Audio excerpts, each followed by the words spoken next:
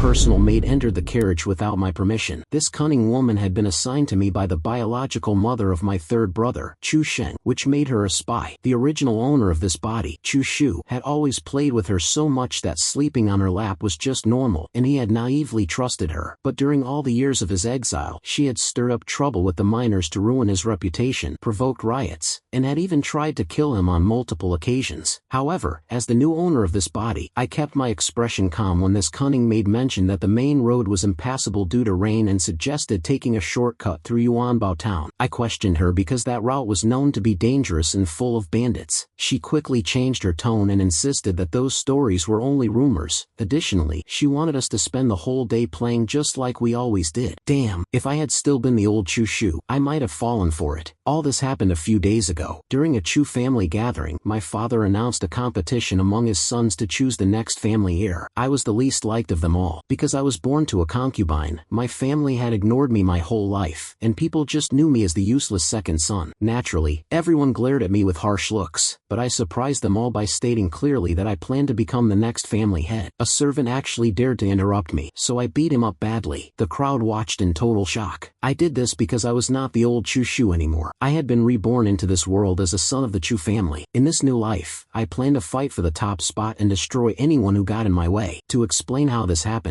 I have to think back to the day I died. In my past life, my name was Lin Yi, and I was a rich young man from the very powerful Yi family. My family members were huge business leaders. Just like my current life, I was not born to my father's main wife. While my older brothers worked hard to run the family business and become the boss, I just spent my time having fun. I knew someone like me would never be allowed to lead the company. Right before I died, I snapped my fingers, and my maid brought me a brand new video game helmet. It was an early version of a game, and the helmet itself cost $20 million.